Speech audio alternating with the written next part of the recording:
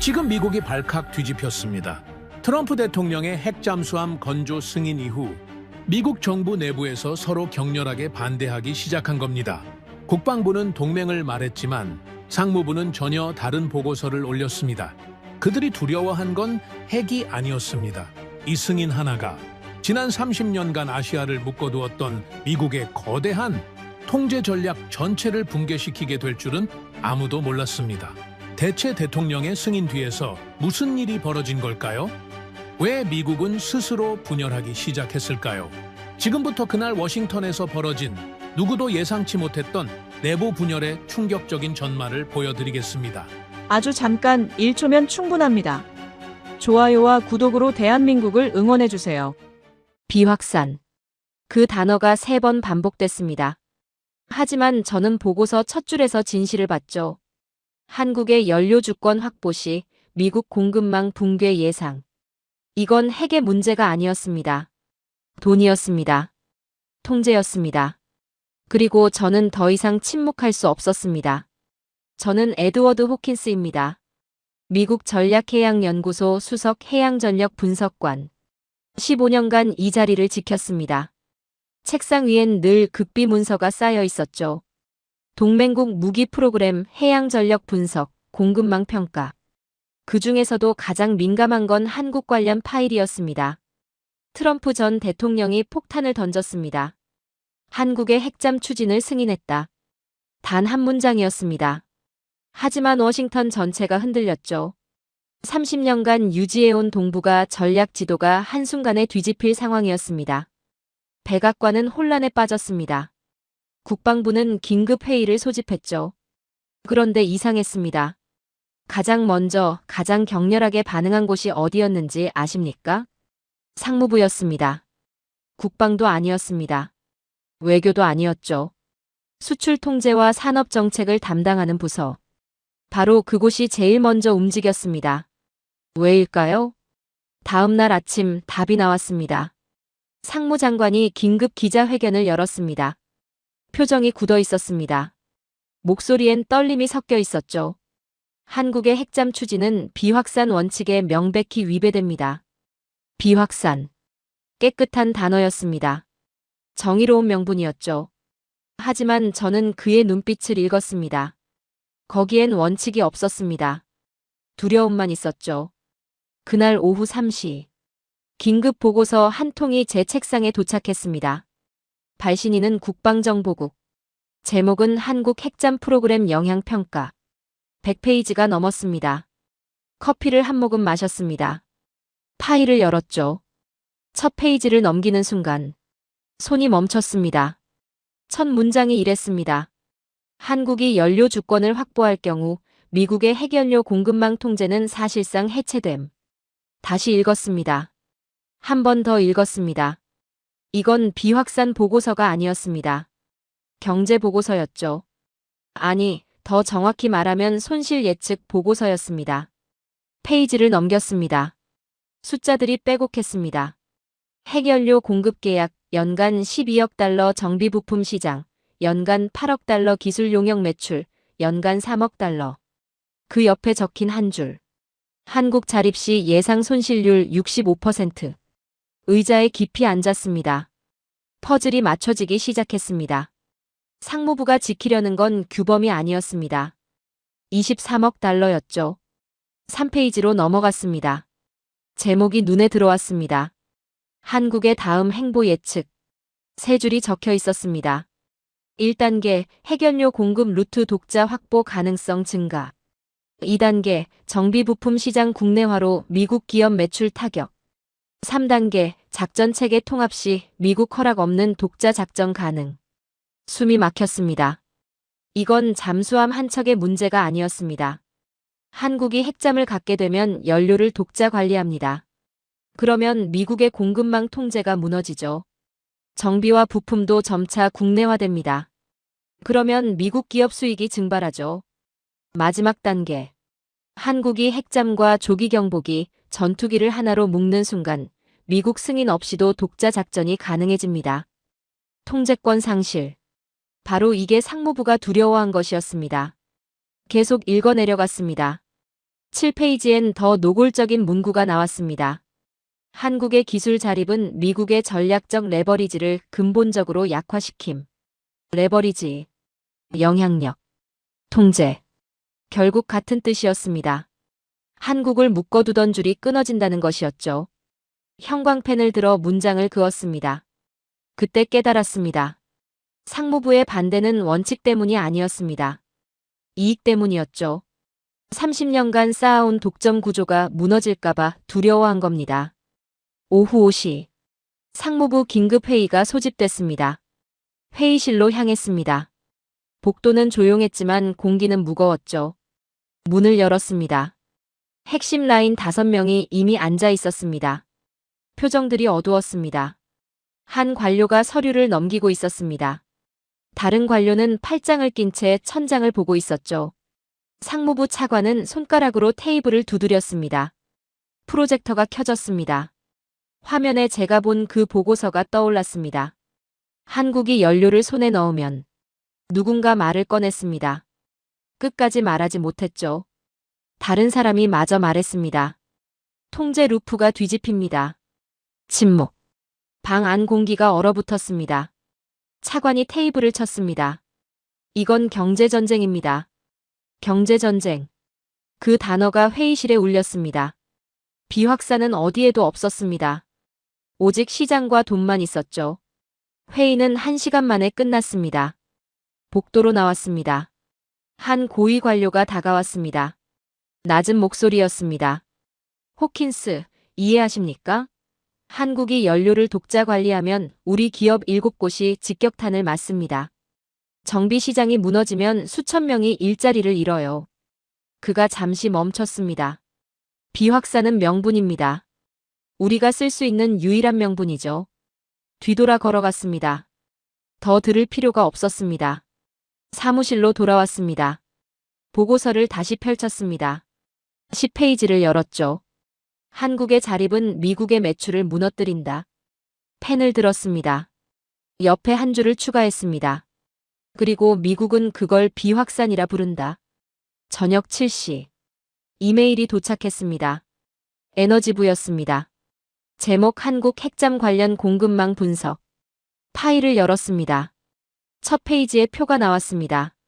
미국 기업 7곳의 이름. 각 기업의 한국 관련 매출 비중. 가장 높은 곳은 42%. 가장 낮은 곳도 18%. 마지막 줄. 한국 자립 시 예상 손실 전체 매출의 평균 37%. 숨을 깊이 들이마셨습니다. 모든 게 명확해졌습니다. 상무부의 반대는 원칙의 문제가 아니었습니다. 생존의 문제였죠. 7개 기업이 무너지면 수많은 하청업체도 쓰러집니다. 수만 개의 일자리가 사라지죠. 선거구에 직격탄이 떨어집니다. 비확산은 거포장이었습니다. 진짜 핵심은 이익이었죠. 밤 10시. 노트북을 열었습니다.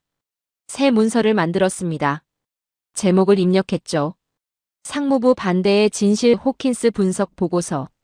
첫 문장을 적었습니다. 상무부의 반대는 원칙이 아니라 이익이었다. 그들이 두려워한 건 핵이 아니라 한국의 다음 한 수였다. 타이핑을 계속했습니다. 트럼프의 한 문장이 30년 구조를 흔들었습니다. 상무부는 즉각 반응했죠. 비확산을 외쳤지만 실제로는 시장을 지키려 했습니다. 23억 달러. 7개 기업. 수만 개 일자리. 이게 진짜 이유였습니다. 파일을 저장했습니다. 창밖을 바라봤습니다. 워싱턴의 불빛이 반짝이고 있었죠. 비확산은 문구였습니다. 공포는 현실이었죠. 한국의 핵잠은 무기가 아니었습니다. 독립선언문이었습니다. 그들은 한국이 잠수함을 갖는 걸 두려워한 게 아니었습니다. 자립을 두려워했죠. 그날 밤 결심했습니다. 진실을 기록으로 남기겠다고. 침묵은 공범이라는 걸 알고 있었으니까요. 그날 밤 잠을 이루지 못했습니다. 보고서 속 문장들이 머릿속을 떠나지 않았죠. 연료 주권, 공급망 붕괴, 통제 상실. 단어들이 계속 맴돌았습니다. 새벽 4시. 침대에서 일어났습니다. 더 이상 누워있을 수 없었죠. 사무실로 향했습니다. 거리는 텅 비어 있었습니다. 워싱턴은 잠들어 있었지만 제 머릿속은 깨어 있었죠. 책상에 앉았습니다. 보고서를 다시 꺼냈습니다. 2페이지를 펼쳤죠. 거기엔 제가 어제 놓쳤던 문구가 하나 더 있었습니다. 한국 핵잠 프로젝트의 성공은 미국의 핵연료 공급망 의존도를 역전시킬 가능성이 있음. 역전. 그 두 글자가 눈에 박혔습니다. 단순히 의존에서 벗어나는 게 아니었습니다. 구조 자체가 뒤집힌다는 뜻이었죠. 30년간 미국이 공급자였습니다. 이제 한국이 독자 공급 체계를 갖게 된다는 겁니다. 형광펜을 들었습니다. 문장 전체를 그었죠. 다음 페이지로 넘어갔습니다. 도표 하나가 그려져 있었습니다. 제목 미국의 통제 삼각형. 세 개의 꼭지점이 선명했습니다. 첫 번째 꼭지점, 핵연료 공급, 두 번째 꼭지점, 부품 정비 공급. 세 번째 꼭지점, 운용 작전 매뉴얼 의존. 세 점이 삼각형으로 연결돼 있었습니다. 중심에 한국이 표시돼 있었죠. 완벽한 통제 구조였습니다. 30년간 작동해온 시스템이었습니다. 한국이 잠수함을 운용하려면 미국 연료가 필요했습니다. 고장나면 미국 부품을 기다려야 했죠.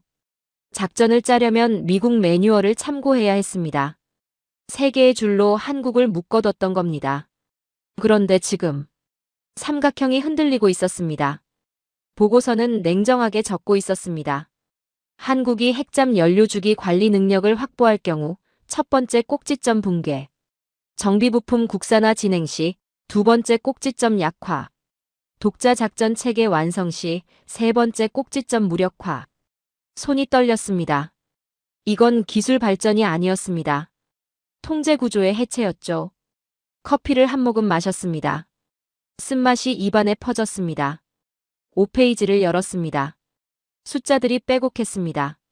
핵연료 공급 계약, 연간 12억 달러 정비부품 시장, 연간 8억 달러 기술 용역, 연간 3억 달러 총합계 23억 달러. 그 아래 붉은 글씨. 한국 자립 시 예상 손실률 65%.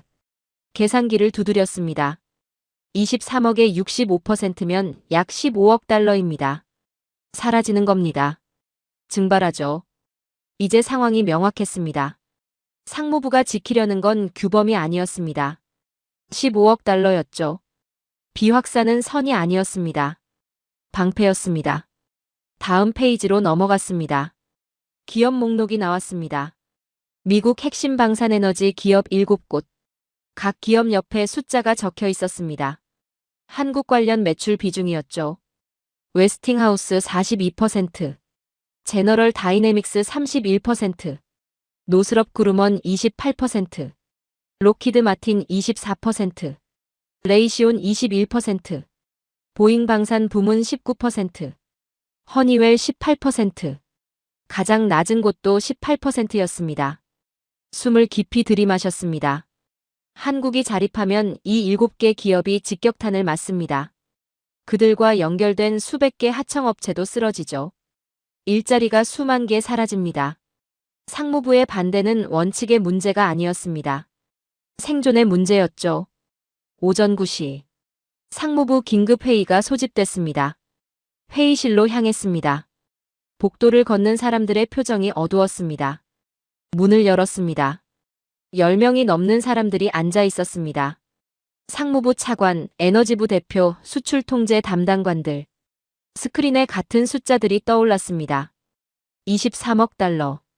65% 손실. 7개 기업. 차관이 서류를 덮었습니다. 에너지부 대표는 한숨을 쉬었죠. 한 담당관은 펜을 테이블에 던졌습니다. 침묵이 흘렀습니다. 제 옆에 앉은 분석관이 속삭였습니다. 이걸 어떻게 막습니까? 답이 없었습니다. 회의는 1시간 만에 끝났습니다. 결론은 나오지 않았습니다. 아니, 정확히는 말하지 못한 결론이 있었죠. 한국을 막아야 한다는 것. 하지만 어떻게 막을지는 아무도 몰랐습니다. 오후 1시. 사무실로 돌아왔습니다. 이메일함을 확인했습니다. 메시지 하나가 도착해 있었죠. 발신인은 에너지부였습니다. 제목 한국 핵잠 관련 공급망 분석, 추가 자료. 파일을 열었습니다. 첫 페이지에 표가 나왔습니다. 공급망 붕괴 시나리오 3단계. 1단계 연료 공급 계약 만료 후 재계약 불가. 2단계 정비부품 발주량 연평균 40% 감소. 3단계 기술 자문 계약 전면 종료. 마지막 줄이 눈에 들어왔습니다. 3단계 완료 시 미국 기업 총 손실 예상치 연간 최소 15억 달러. 모니터를 응시했습니다. 숫자가 선명했습니다. 비확산이란 단어는 어디에도 없었죠. 오직 달러만 있었습니다. 다음 문서를 열었습니다. 한국 기술 자립도 평가라는 제목이었습니다. 내용을 읽기 시작했습니다. 한국 원자력 기술 수준. 세계 5위권 해결료 주기 관리 기반 기술. 70% 완성 잠수함 건조 능력. 세계 7위 정비 부품 국산화율. 매년 8% 상승. 그리고 결론. 한국의 핵잠 독자 개발은 기술적으로 가능하다. 문제는 정치적 승인이다. 의자 등받이에 기댔습니다. 퍼즐이 완성됐습니다. 한국은 이미 기술을 갖고 있었습니다. 트럼프가 정치적 승인을 던졌죠. 상무부가 막을 수 있는 건 수출 허가뿐이었습니다. 하지만 그건 지연만 시킬 뿐 막을 수는 없었습니다. 상무부는 이미 알고 있었습니다. 패배할 거라는 걸. 그래서 더 필사적이었던 겁니다. 오후 4시. 워싱턴 포스트 속보가 떴습니다. 헤드라인을 읽었습니다. 미 상무부, 한국 핵잠 추진의 강력 반대 입장 재확인. 부제가 이어졌습니다. 비확산 원칙 강조. 쓴 웃음이 나왔습니다. 비확산. 그 깨끗한 단어가 또 등장했습니다. 하지만 진실을 알고 있었습니다. 그 단어 뒤에 숨겨진 23억 달러를, 65%의 손실률을, 7개 기업의 생존을, 수만 개의 일자리를. 비확산은 명분이었습니다. 진짜 핵심은 이익이었죠. 저녁 7시. 노트북을 열었습니다. 새 문서를 만들었습니다. 제목을 입력했습니다. 통제 삼각형의 붕괴, 상무부 내부 분석. 첫 문장을 적었습니다. 상무부의 반대는 비확산이 아니라 시장 방어다. 그들이 두려워하는 건 핵 확산이 아니라 공급망 상실이다. 타이핑을 계속했습니다.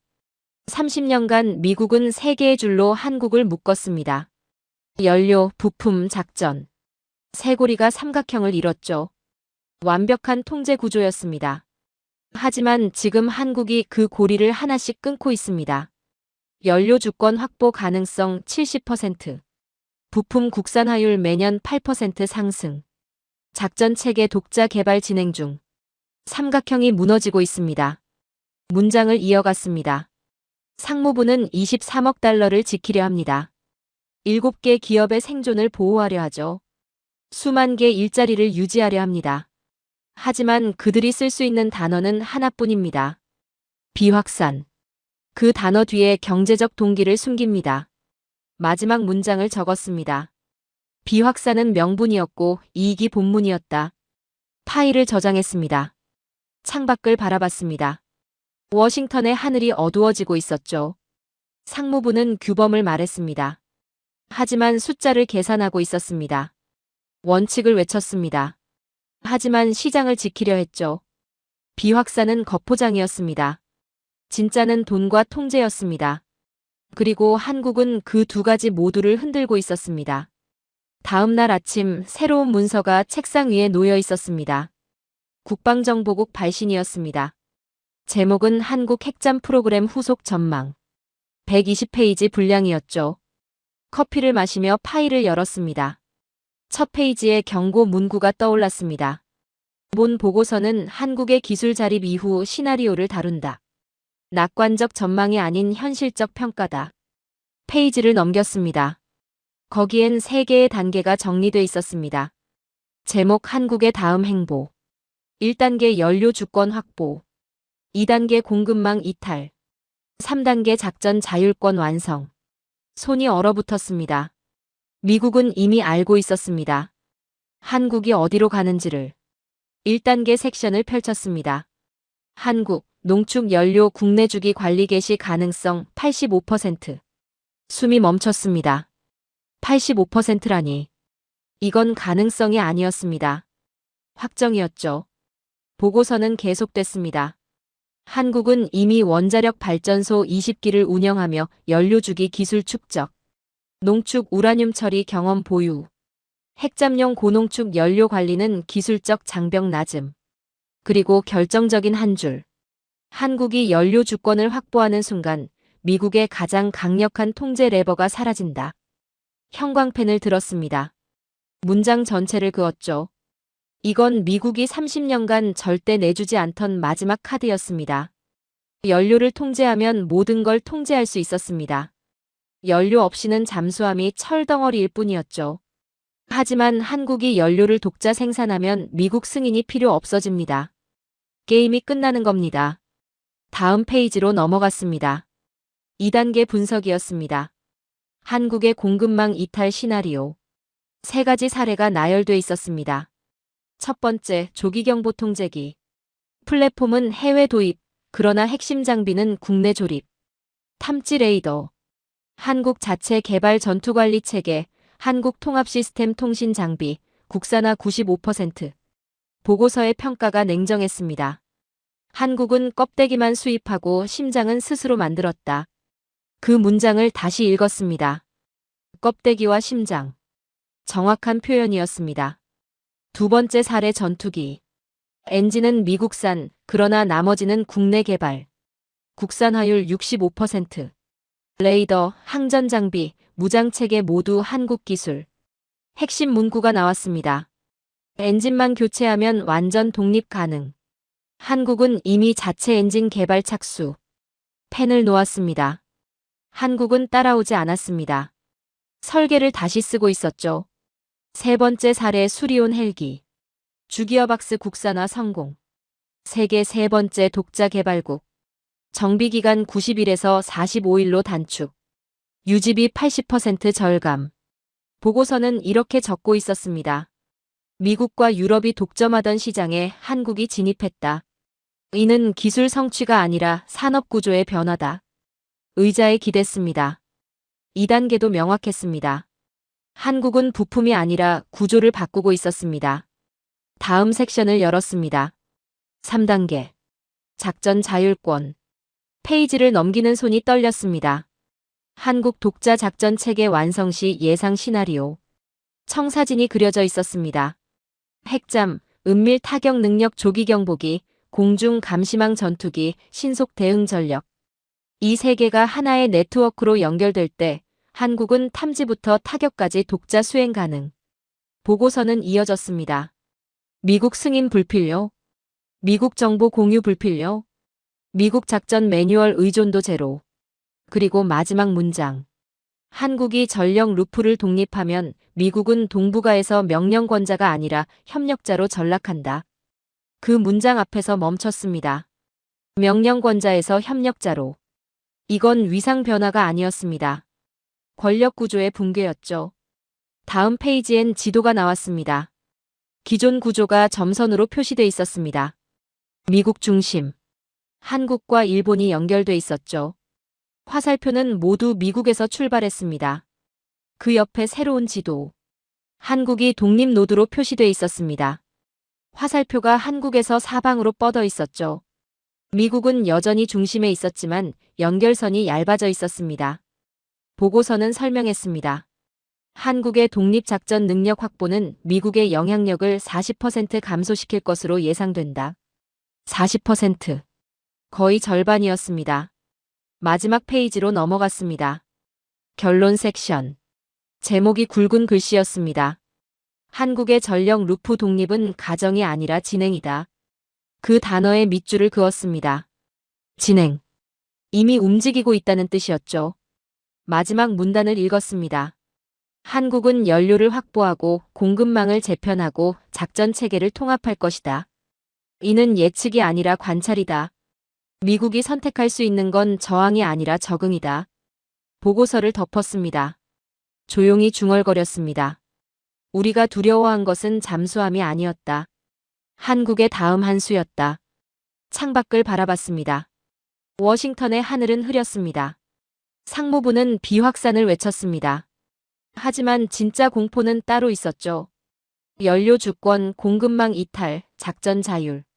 이 세 단계가 완성되면 미국의 통제는 끝납니다. 그리고 한국은 이미 움직이고 있었습니다. 노트북을 열었습니다. 새 문서를 만들었죠. 제목을 입력했습니다. 한국 전력 독립 가능성 평가 호킨스 최종 분석. 첫 문장을 적었습니다. 미국은 한국이 따라올 거라 믿었다. 그러나 한국은 새로운 길을 만들고 있다. 타이핑을 계속했습니다. 연료 주권은 시간 문제다. 기술은 이미 85% 확보됐다. 공급망은 재편 중이다. 조기 경보기, 전투기, 헬기. 모두 국산화 진행 중이다. 작전 체계는 통합 단계에 진입했다. 미국의 승인은 더 이상 필수가 아니다. 문장을 마무리했습니다. 한국의 독립은 배신이 아니라 성장이다. 우리가 막을 수 있는 건 아무것도 없다. 파일을 저장했습니다. 한국은 연료를 묻고 정비를 묻고 작전을 묶는 중이었습니다. 세 개의 고리가 하나로 연결되는 순간 미국의 레버는 무력화됩니다. 상무부는 그걸 알고 있었습니다. 그래서 필사적이었던 겁니다. 하지만 이미 늦었습니다. 사흘 후 워싱턴에 균열이 생겼습니다. 상무부, 국무부, 에너지부 세 부서가 긴급 합동회의를 소집했습니다. 의제는 하나였죠. 한국 핵잠 대응 방안. 저는 참관인 자격으로 회의실 뒷자리에 앉았습니다. 스크린에 문서 하나가 떠올랐습니다. 제가 작성한 보고서였습니다. 한국 전력 독립 가능성 평가라는 제목이 선명했죠. 국무부 차관의 얼굴이 굳어 있었습니다. 에너지부 대표는 서류를 계속 넘겼습니다. 상무부 장관은 팔짱을 낀 채 입을 다물고 있었죠. 분석관이 프로젝터를 켰습니다. 제 보고서 요약본이 나타났습니다. 6줄이었습니다. 한국 연료주기 설계 70% 완성 정비시장 45% 국내 대체 가능 한국형 정보타격 루프 완성 예상 공급망. 미국 의존도 감소 기술 역전 가능성, 미국 기업 7곳 손실 예상치 상승. 방안이 조용해졌습니다. 국무부 차관이 고개를 저었습니다.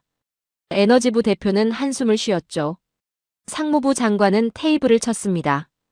그리고 30분 뒤 회의는 폭발했습니다.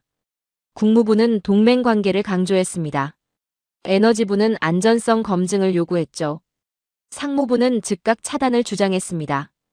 세 부서가 세 방향을 가리키고 있었습니다. 저는 뒷자리에서 그 모습을 지켜봤습니다. 미국이 갈라지고 있었습니다. 회의는 1시간 만에 끝났습니다. 결론은 없었습니다. 아니, 정확히는 합의가 불가능했죠. 상무부 장관이 나가면서 저를 쏘아봤습니다. 그의 눈빛이 말하고 있었습니다. 당신 때문이라고. 저는 시선을 피하지 않았습니다. 사무실로 돌아왔습니다. 이메일함을 열었죠. 메시지 하나가 도착해 있었습니다. 발신인은 상무부 보안팀이었습니다. 제목 보고서 재검토 요청. 저는 이메일을 열었습니다. 본문은 짧았습니다. 호킨스 분석관의 최근 보고서에 대해 사실관계 재확인 필요. 내일 오전 보안팀 면담 필수. 재검토. 그건 검열의 다른 말이었습니다. 저는 이메일을 닫았습니다. 그리고 제 보고서를 다시 열었죠. 한 줄 한 줄 재확인했습니다. 모든 수치가 정확했습니다. 모든 출처가 명확했습니다. 제 보고서엔 거짓이 없었죠. 하지만 상무부에겐 진실이 문제였습니다. 다음 날 아침 보안팀 사무실로 갔습니다. 3명이 앉아 있었습니다. 표정이 딱딱했죠. 질문은 30분간 이어졌습니다. 출처, 검증, 의도, 배포 경위. 모든 걸 물었습니다. 저는 하나하나 답했습니다. 국방정보국 문서, 에너지부 데이터, 상무부 내부 자료. 3번 교차 검증했다고 말했죠. 그들은 고개를 끄덕이지 않았습니다. 면담이 끝났습니다. 결론은 나오지 않았죠. 하지만 저는 알았습니다. 제 보고서는 문제로 분류됐다는 걸. 복도를 걸어 나왔습니다. 한 동료가 스쳐 지나가며 속삭였습니다. 조심하세요. 저는 고개만 끄덕였습니다. 오후 2시 외신의 기사 하나가 떴습니다. 워싱턴 포스트였습니다. 헤드라인 미정부 내부, 한국 핵잠 놓고 격렬한 의견 충돌. 부재 상무부, 국무부, 대응 방향 이견 심화. 저는 기사를 읽었습니다. 익명의 관계자가 인용돼 있었죠. 일부 분석관들은 한국의 기술 자립을 기정사실로 보고 있다. 제 이름은 없었습니다. 하지만 워싱턴은 작았습니다. 모두가 알 겁니다. 30분 뒤 제 사무실 문이 열렸습니다. 상무부 조사팀이었습니다. 2명이 들어왔죠. 외부 유출 조사에 협조하셔야 합니다. 저는 일어섰습니다. 그들은 제 컴퓨터를 가져갔습니다. 이메일 기록을 요구했죠. 서류 캐비닛을 열었습니다. 30분 만에 제 사무실은 텅 비었습니다. 저는 임시 사무실로 옮겨졌습니다. 창문 하나 없는 방이었죠. 책상 하나, 의자 하나. 그게 전부였습니다. 저는 그 작은 책상에 앉았습니다. 빈 벽을 바라봤죠. 상무부는 저를 격리했습니다. 하지만 진실은 이미 나갔습니다. 균열은 표면화됐고 언론은 움직이기 시작했습니다. 그날 밤 집으로 돌아왔습니다. 개인 노트북을 열었죠. 이메일을 확인했습니다. 메시지 하나가 도착해 있었습니다.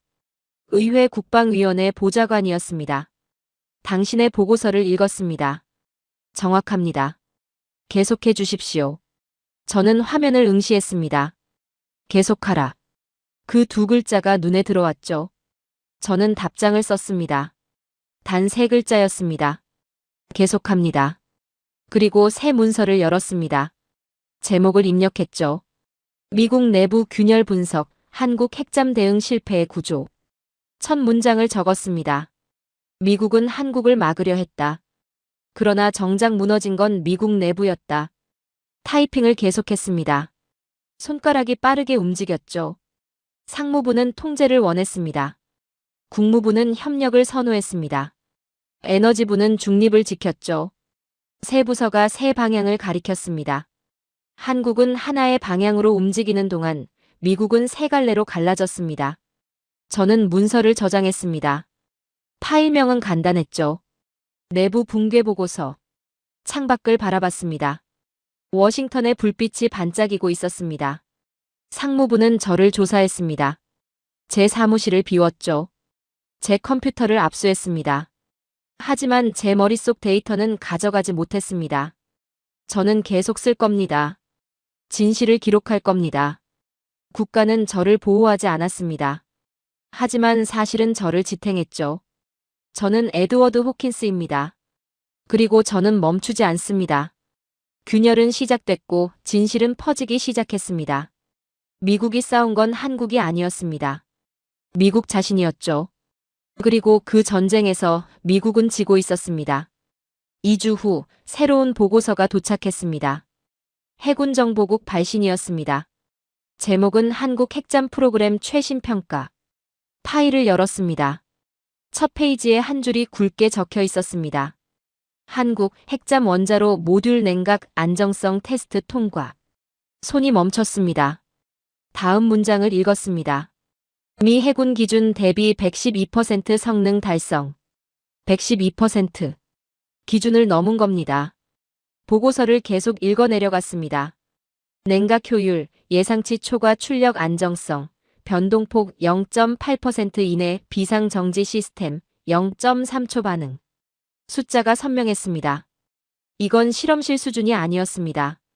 실전 배치 수준이었죠. 보고서의 결론이 냉정했습니다. 한국의 원자로 모듈 기술은 미국 예상을 뛰어넘었다. 더 이상 개발 단계가 아니라 완성 단계다. 의자에 깊이 앉았습니다. 상무부는 한국이 10년은 걸릴 거라 예측했습니다. 하지만 한국은 3년 만에 해냈죠. 미국의 시간표가 틀렸습니다. 다음 페이지로 넘어갔습니다. 한국형 조기경보통제기 최종 계약 체결. 세부 내용을 읽었습니다. 플랫폼, 외국산 기반 탐지 레이더, 한국 자체 개발 전투관리 체계, 한국 독자 통합 데이터 링크, 국산화 98%. 그리고 결정적인 문구. 핵심 장비의 95%가 한국 기술로 구성됨. 형광펜을 들어 그 숫자를 그었습니다. 95%. 한국은 껍데기만 수입했습니다. 심장은 스스로 만들었죠. 보고서는 이어졌습니다. 한국은 공중작전의 지휘 통제권을 완전히 독자 보유한다. 미국 승인이나 기술 지원 없이 독립작전 가능. 그 문장을 다시 읽었습니다. 독립작전. 무거운 단어였습니다. 한국이 조기 경보기를 독자 운용하면 미국은 더 이상 정보 우위를 점할 수 없습니다. 탐지부터 판단까지 한국 손에 들어가는 겁니다. 통제의 두 번째 고리가 끊어지는 순간이었죠. 다음 문서를 열었습니다. 수리온 헬기 주기어박스 국산화 성공 세계 시장 파장 분석. 내용을 읽기 시작했습니다. 한국 항공우주산업, 세계 세 번째 주기어박스 독자 개발국 등극. 기존 독점. 미국, 프랑스 신규 진입 한국. 성능 비교표가 나왔습니다. 정비주기 미국 제품 대비 120% 연장 무게, 15% 경량화 가격 40% 절감. 마지막 줄이 눈에 들어왔습니다. 유럽 및 중동 5개국, 한국산 기어박스 도입 검토 중. 숨을 깊이 들이마셨습니다. 이건 기술 성공이 아니었습니다. 시장 구조의 변화였죠. 30년간 미국과 프랑스가 나눠먹던 시장에 한국이 들어왔습니다. 더 좋은 성능, 더 낮은 가격으로 말이죠. 보고서는 냉정했습니다. 한국의 항공 부품 산업은 더 이상 조립 단계가 아니다. 설계와 제조를 완전히 장악했다. 미국 기업 시장 점유율은 향후 5년간 연평균 8% 감소 예상. 계산기를 두드렸습니다. 연 8%씩 5년이면 40%가 증발합니다. 상무부가 두려워한 게 바로 이거였습니다. 오후 3시 새 이메일이 도착했습니다. 국방부 산하 싱크탱크에서 보낸 긴급 분석이었죠. 제목 한국 국방기술 자립도 재평가. 파일을 열었습니다. 표 하나가 나왔습니다. 분야별 자립도 변화.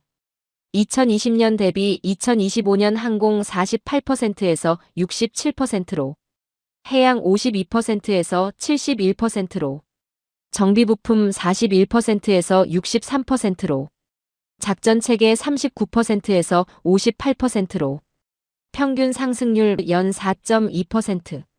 예측 그래프가 이어졌습니다. 2030년 예상 자립도 평균 82%. 그래프를 응시했습니다. 선이 가파르게 올라가고 있었죠. 82%. 거의 완전 독립 수준이었습니다. 보고서 말미의 결론. 한국의 기술 발전 속도는 미국 예측 모델을 지속적으로 초과하고 있다. 이는 일시적 현상이 아니라 구조적 변화다. 구조적 변화. 그 단어에 밑줄을 그었습니다. 이건 운이 아니었습니다. 전략이었죠. 그날 밤 집으로 돌아왔습니다. 노트북을 열었습니다. 오늘 본 자료를 정리하기 시작했죠. 새 문서를 만들었습니다. 제목을 입력했습니다. 한국의 작은 기적들 통제 구조 붕괴 보고서. 첫 문장을 적었습니다. 한국은 세 가지 돌파구를 동시에 열었다. 핵잠, 조기경보기, 수리온. 각각은 작아 보였다. 하지만 합쳐지면 거대했다. 타이핑을 계속했습니다. 핵잠 모듈 테스트 성공은 연료 독립의 신호탄이었습니다. 미국 기준 12% 초과는 더 이상 한국이 기술적으로 의존할 필요가 없음을 증명했죠. 조기 경보기 계약은 정보 주권의 선언이었습니다. 플랫폼만 수입하고 심장을 국산화한 전략. 탐지부터 판단까지 독자 수행 가능함을 의미했습니다. 수리온 국산화는 시장 독립의 증명이었습니다. 세계 세 번째. 한국이 이제 기술 수입국이 아니라 수출국으로 전환됐다는 것이었죠. 문장을 이어갔습니다. 세계의 작은 성공이 하나의 큰 흐름을 만들었습니다. 미국이 쥐고 있던 세 개의 줄이 동시에 끊어지기 시작했습니다. 연료, 정보, 시장.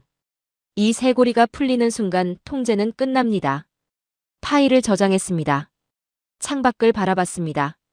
밤하늘에 별이 보였죠. 상무부는 한국이 실패하길 바랐습니다. 에너지부는 한국이 느리길 원했죠. 국방부는 한국이 의존하길 기대했습니다. 하지만 한국은 성공했고 빨랐고 독립했습니다. 보고서에 마지막 문장을 추가했습니다. 작은 기적들이 제국의 벽을 흔들고 있다. 한국은 기술을 배운 게 아니라 체계를 다시 썼다.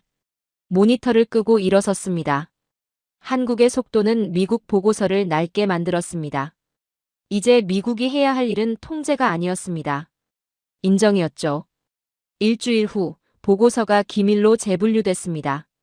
상무부 결정이었습니다. 이유는 명시되지 않았죠. 하지만 알았습니다. 기밀은 진실을 숨길 때 쓰는 단어였습니다. 아침 9시 보안팀 2명이 왔습니다. 손에 봉투를 들고 있었죠. 최근 작성하신 보고서 모두 회수합니다. 일어나지 않았습니다. 그저 지켜봤죠. 책상 위 문서들이 상자에 담겼습니다. 서랍이 열렸습니다. 파일 캐비닛도 비워졌죠. 30분 만에 5년치 자료가 사라졌습니다. 다음은 컴퓨터였습니다. 이메일 발송 권한 제한. 외부 연락 모두 보안팀 사전 승인 대상. 빈 책상을 바라봤습니다. 상무부가 두려워하는 건 명확했습니다. 진실의 확산이었죠. 오후 2시 30분 모니터에 알람이 떴습니다. 로이터 속보였습니다. 헤드라인 한국 핵잠 연료 테스트, 안정성 논란 제기. 기사를 클릭했습니다. 익명의 미국 관계자에 따르면 한국의 핵잠 냉각 시스템에서 불안정성이 관찰됐다는 주장이 제기됐습니다. 전문가들은 연료주기 관리 능력에 대한 우려를 표명하고 있습니다. 손을 멈췄습니다. 불안정성? 해군정보국 보고서엔 112% 성능 달성이라고 명확히 적혀 있었습니다. 스크롤을 내렸습니다. 구체적 데이터는 없었습니다. 출처도 불명확했죠. 관계자, 전문가라는 단어만 반복됐습니다. 이건 보도가 아니었습니다.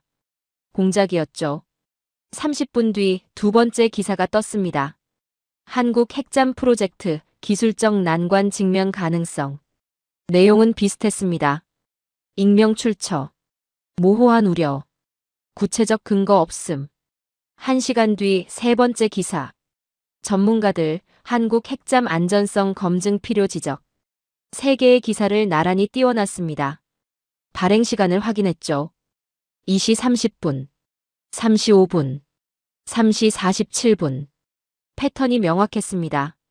같은 시간대, 같은 논조, 같은 익명 출처. 우연이 아니었습니다. 조직적 정보전이었죠. 누군가 계획적으로 한국을 흔들고 있었습니다. 백업 파일을 열었습니다. 해군정보국 보고서를 다시 확인했죠. 냉각 효율 예상치 112% 달성 출력 안정성. 변동폭 0.8% 이내 비상정지 시스템. 0.3초 반응 1000시간 연속 가동 테스트 이상 무. 모든 수치가 기준을 초과했습니다. 불안정성은 어디에도 없었죠. 외신에 흘러나온 정보는 완전한 조작이었습니다. 의자에 기댔습니다. 상무부가 마지막 카드를 꺼낸 겁니다. 기술 논쟁에서 졌으니 이제 여론전으로 나온 거죠. 하지만 알았습니다. 오래가지 못할 거라고. 한국은 데이터를 갖고 있었으니까요. 48시간이 지났습니다. 예상이 맞았습니다. 한국원자력안전위원회가 공식 보도자료를 발표했습니다. 제목이 단호했습니다. 핵잠 연료주기 테스트 전 과정 데이터 공개 안정성 기준 초과 달성. 첨부 파일을 열었습니다. 50페이지 분량의 실험 데이터였습니다. 냉각 효율 테스트 결과 데이터는 투명했습니다. 검증은 철저했죠. 숫자는 거짓말하지 않았습니다. 마지막 페이지의 결론. 외신 보도는 사실무근. 모든 안전성 기준 충족 및 초과. 추가 의혹 제기 시 법적 대응 검토. 화면을 응시했습니다. 한국은 흔들리지 않았습니다. 변명하지도 않았죠. 말이 아니라 데이터로 답했습니다. 그리고 그 데이터는 완벽했습니다. 외신 논란은 24시간 만에 사그라들었습니다. 조작된 의혹은 50페이지 숫자 앞에서 무너졌습니다. 로이터는 정정 기사를 냈습니다. 다른 통신사들도 후속 보도를 멈췄죠.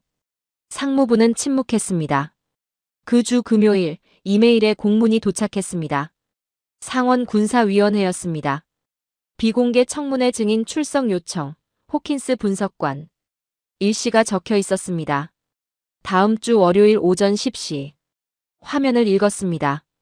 결심했습니다. 본 것을 말하겠다고. 주말 동안 증언 자료를 준비했습니다. 데이터를 정리했죠. 그래프를 만들었습니다. 사실만 담았습니다. 한국은 연료 주권 확보 문턱에 도달했다. 정비부품 독점은 이미 깨졌다. 국산 화율은 매년 8% 상승 중이다. 향후 5년 동북아 전력 구도가 변한다. 미국이 막을 수 있는 건 없다. 월요일 아침 국회의 사당으로 향했습니다. 경비를 통과했습니다. 복도를 걸었죠. 회의실 문 앞에 섰습니다. 문이 열렸습니다. 회의실은 작았습니다.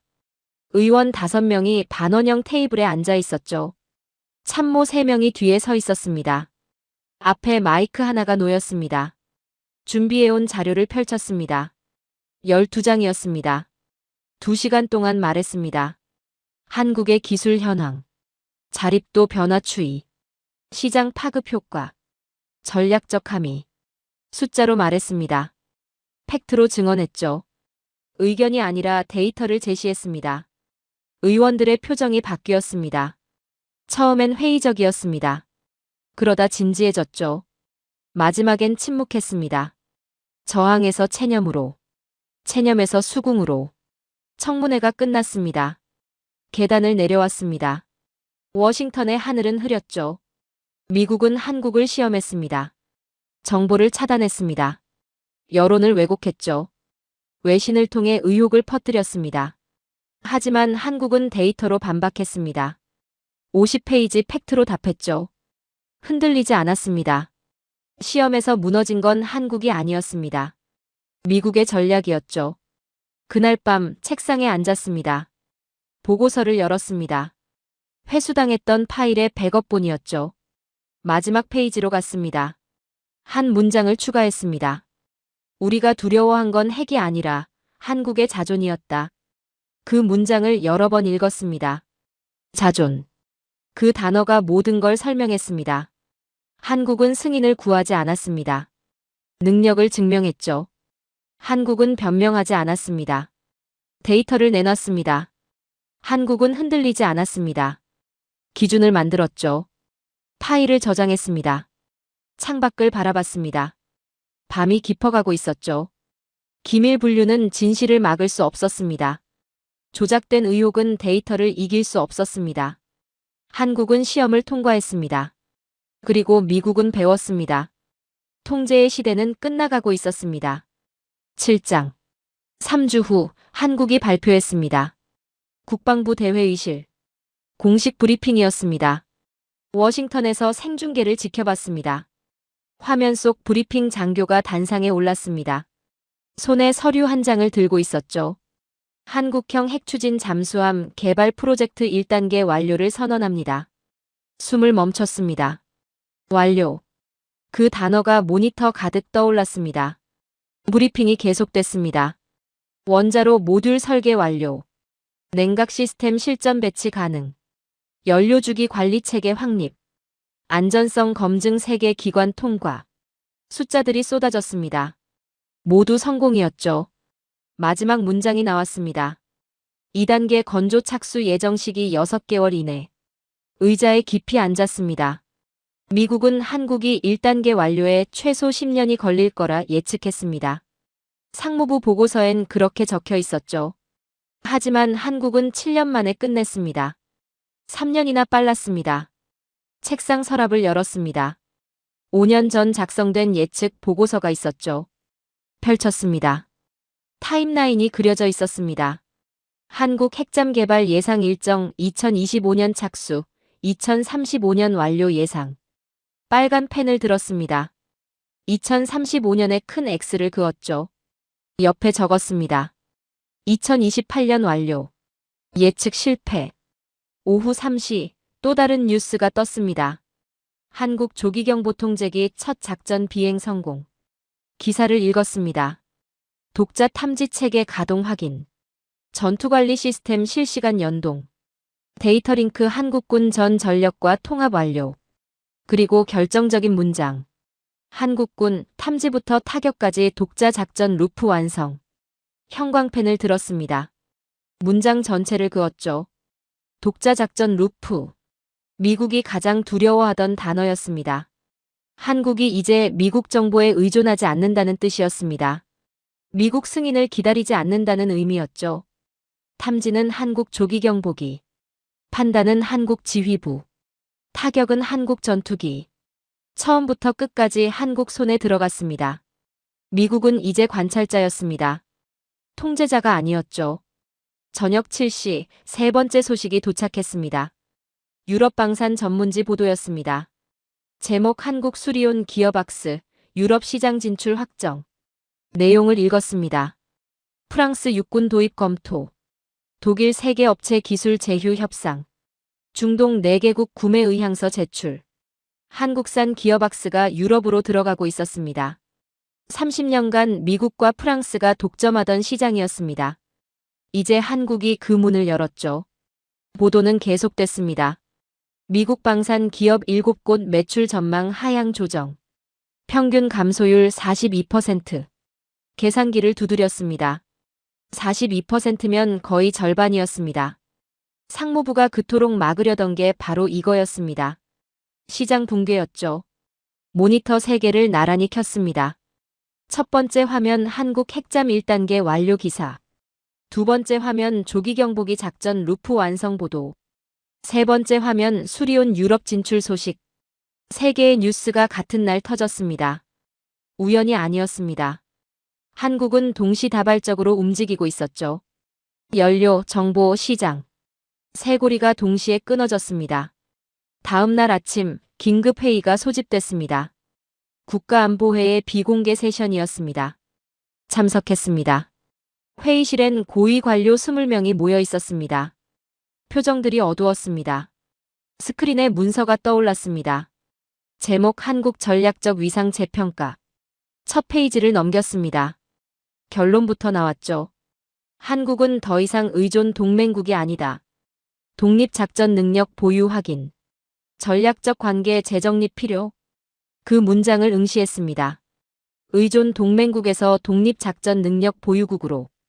이건 표현 변경이 아니었습니다. 권력 구조의 전환이었죠. 다음 페이지로 넘어갔습니다. 한국 독립 루프 완성 요소. 세 줄이 정리돼 있었습니다. 연료 주권 확보 완료 정보 독립, 조기경보기 작전 가동 시장 독립, 수리온 글로벌 진출. 마지막 평가. 미국의 전략적 레버리지 40% 감소 확정. 40%. 거의 절반이 사라진 겁니다. 회의는 2시간 동안 이어졌습니다. 하지만 결론은 나오지 않았죠. 막을 방법이 없었습니다. 한국은 이미 완성했으니까요. 회의가 끝났습니다. 사람들이 하나둘 나갔습니다. 자리에 남았습니다. 빈 회의실을 바라봤죠. 30년간 쌓아온 통제 구조가 무너지는 소리가 들렸습니다. 오후 의회 문서 하나가 공개됐습니다. 상원 군사위원회 최종 평가 보고서였습니다. 파일을 열었습니다. 200페이지였죠. 마지막 결론 섹션으로 갔습니다. 거기엔 단 4글자만 적혀 있었습니다. 한국, 독립 루프. 그 4글자를 여러 번 읽었습니다. 미국 의회 공식 문서에 한국이 독립 루프로 기록된 겁니다. 이건 역사적 순간이었습니다. 한국이 미국 통제권에서 벗어났다는 공식 인정이었죠. 의자에서 일어났습니다. 창밖을 바라봤습니다. 워싱턴의 하늘이 보였습니다. 조용히 중얼거렸습니다. 우리는 그들이 따라오리라 믿었다. 그러나 그들은 새로운 길을 만들었다. 그날 밤 마지막 보고서를 작성했습니다. 제목을 입력했습니다. 대반전, 무너진 건 한국이 아니라 미국의 오만이었다. 첫 문장을 적었습니다. 한국은 3년 일찍 완성했다. 미국은 10년 늦게 깨달았다. 타이핑을 계속했습니다. 핵잠 1단계는 예상보다 3년 빨랐습니다. 조기경보기는 완벽했습니다. 수리온은 유럽을 열었습니다. 세계의 성공이 하루에 터졌습니다. 우연이 아니었습니다. 전략이었습니다. 문장을 이어갔습니다. 미국은 통제를 원했습니다. 한국은 독립을 만들었습니다. 미국은 지연을 시도했습니다. 한국은 가속했습니다. 미국은 여론을 흔들었습니다. 한국은 데이터를 냈습니다. 마지막 문장을 적었습니다. 이건 패권의 패배가 아니다. 오만의 패배다. 우리는 한국을 과소평가했고, 시간을 오판했고, 의지를 무시했다. 그 대가를 지금 치르고 있다. 파일을 저장했습니다. 모니터를 끄고 일어섰습니다. 한국은 동북아를 통제하지 않았습니다. 시대를 통제했죠. 한국은 추격자가 아니었습니다. 설계자였습니다. 그리고 미국은 이제 그 사실을 인정해야 했습니다. 며칠 뒤 모니터에 외신 헤드라인이 떴습니다. 로이터 통신이었습니다. 제목을 읽는 순간 손이 멈췄습니다. 한국, 동아시아 방산 기술 선도국으로 부상. 선도국. 그 단어가 눈에 들어왔습니다. 지난 5년간의 헤드라인을 검색했습니다. 패턴을 보고 싶었죠. 2020년 한국, 미국 기술 도입 확대. 2022년 한국, 방산 자립 추진. 2024년 한국, 핵심 기술 국산화 성공. 2025년 한국, 동아시아 기술 선도. 단어가 바뀌었습니다. 도입, 추진, 국산화, 선도. 한국은 더 이상 따라가는 나라가 아니었습니다. 앞서가는 나라였죠. 다음 기사를 열었습니다. 블룸버그였습니다. 한국 방산 수출 3년간 240% 증가. 첨부된 그래프를 봤습니다. 2022년 170억 달러. 2023년 280억 달러. 2024년 410억 달러. 2025년 예상 580억 달러. 선이 가파르게 올라가고 있었습니다. 보도는 계속됐습니다. 핵심 기술 핵잠, 전투기, 조기 경보기, 헬기 부품 수출 지역 유럽, 중동, 동남아, 남미 경쟁력. 미국 대비 성능 80%, 가격은 60%. 마지막 평가. 한국은 이제 기술 구매국이 아니라 기술 판매국이다. 화면을 응시했습니다. 10년 전만 해도 상상할 수 없던 문장이었습니다. 오후 2시 국방부 내부 문서가 배포됐습니다. 제목 한국전력 체계 최종 평가. 파일을 열었습니다. 도표가 나왔죠. 한국 독립작전 루프 완성도. 핵잠 1단계 완료, 2단계 착수 조기 경보기 실전 배치 완료 전투기 국산화율 67%, 작전 가능 고속 기동 헬기 부품 독립 완료. 그 아래 한 줄. 상기 전력의 통합 네트워크 구축 완료. 한국군 독자 작전 수행 가능. 다음 페이지로 넘어갔습니다. 한국전력 생태계 평가. 분석이 적혀 있었습니다. 탐지 조기 경보기 독자 운용 판단. 자체 지휘 체계 완성 타격 전투기 미사일 독립 운용 지원, 정비 부품 국내 순환. 그리고 결론. 한국은 수입 없이 순환하는 전력 루프를 완성했다. 그 문장에 밑줄을 그었습니다. 수입 없이 순환. 이게 핵심이었습니다. 미국은 동맹국들과 연결돼 작전합니다. 정보를 공유하고 부품을 교환하고 매뉴얼을 나누죠. 하지만 한국은 달랐습니다. 자체 순환 구조를 만들었습니다. 정보는 자체 수집, 판단은 자체 지휘부, 타격은 자체 전력, 정비는 자체 체계. 처음부터 끝까지 한국 안에서 돌아갔습니다. 문서를 계속 읽었습니다. 다음 섹션 제목이 나왔습니다. 미국 전략 문서 수정 내역. 페이지를 넘겼습니다. 비교표가 나왔죠. 기존 분류 한국, 의존형 동맹국 수정 분류 한국, 독립형 전략 행위자. 기존 평가 미국 승인 필수 수정 평가 독자 결정 가능. 기존 관계 지휘 통제 관계 수정 관계 협력 조율 관계. 숨을 깊이 들이마셨습니다. 미국 국방부가 공식 문서를 수정한 겁니다. 한국의 위상을 다시 정의했죠. 의존에서 독립으로, 승인에서 결정으로, 통제에서 협력으로. 이건 표현 변경이 아니었습니다. 권력 구조의 인정이었죠. 마지막 페이지로 갔습니다. 최종 결론. 한 문단이 적혀 있었습니다. 한국의 국방 기술 자립은 동북아 전략 환경을 근본적으로 변화시켰다. 미국은 더 이상 한국을 통제할 수 없다. 이제 협력해야 한다. 이는 패배가 아니라 현실이다. 그 문장을 여러 번 읽었습니다. 패배가 아니라 현실. 미국은 드디어 인정한 겁니다. 그날 저녁 워싱턴 시내를 걸었습니다. 백악관이 보였습니다. 국회의사당도 보였죠. 국방부 건물도 눈에 들어왔습니다. 이 건물들 안에서 30년간 한국을 통제했습니다. 연료를 쥐고 부품을 쥐고 정보를 쥐고. 하지만 이제 그 줄들이 끊어졌습니다. 한국은 연료를 독자 관리합니다. 부품을 스스로 만들죠. 정보를 직접 수집합니다. 통제는 끝났습니다. 걸음을 멈췄습니다. 하늘을 올려다봤죠. 별이 보였습니다. 그 순간 깨달았습니다. 한국이 만든 건 잠수함이 아니었습니다. 미래였죠. 핵잠은 시작이었습니다. 조기경보기는 확장이었죠. 수리오는 증명이었습니다.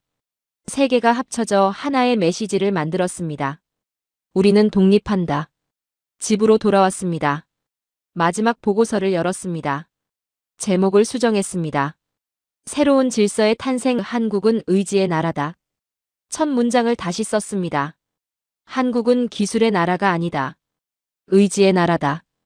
타이핑을 계속했습니다. 기술은 배울 수 있습니다. 시간이 걸리지만 가능하죠. 하지만 의지는 다릅니다. 의지는 배울 수 없습니다. 스스로 만들어야 합니다. 한국은 그 의지를 보여줬습니다. 10년 걸릴 거라던 핵잠을 7년 만에 완성했습니다. 불가능하다던 조기경보기를 독자 운용했죠. 독점 시장이던 헬기 부품을 유럽에 팔았습니다. 모두 의지의 결과였습니다. 문장을 이어갔습니다. 미국은 한국을 과소평가했습니다. 기술을 받지 의지를 보지 못했죠. 시간표를 만들었지만 결심을 읽지 못했습니다. 그 대가가 지금입니다. 마지막 문장을 적었습니다. 한국의 전력은 수입이 아니라 결심으로 움직인다. 그리고 결심을 가진 나라를 누구도 멈출 수 없다. 파일을 저장했습니다. 창밖을 바라봤습니다. 밤이 깊었습니다. 역사가 조용히 방향을 틀고 있었습니다. 한국은 동북아를 바꾸지 않았습니다. 시대를 바꿨습니다. 한국은 추격하지 않았습니다. 설계했습니다. 한국은 허락을 구하지 않았습니다. 능력을 증명했습니다. 그리고 이제 세계는 통제를 연구하지 않습니다. 한국의 자립 모델을 연구합니다. 컴퓨터를 껐습니다. 5년간의 여정이 끝났습니다. 처음 트럼프의 발언을 들었을 때 믿지 않았습니다. 상무부 보고서를 읽었을 때 충격받았습니다. 한국의 성공을 봤을 때 경외했습니다. 그리고 지금 인정합니다. 한국은 의지의 나라입니다. 오늘 사연에 대한 여러분의 생각을 댓글로 남겨주세요. 오늘 들려드린 사연에 공감하셨다면 구독과 좋아요 눌러주시고 주변 분들과도 공유해주세요. 여러분의 작은 관심과 응원이 영상 제작에 큰 힘이 됩니다. 오늘도 여러분의 하루의 작은 즐거움이라도 되었기를 바라며 지금까지 감동뭉클이었습니다. 끝까지 시청해주셔서 감사합니다. 다음에 더 감동적인 사연으로 찾아뵙겠습니다.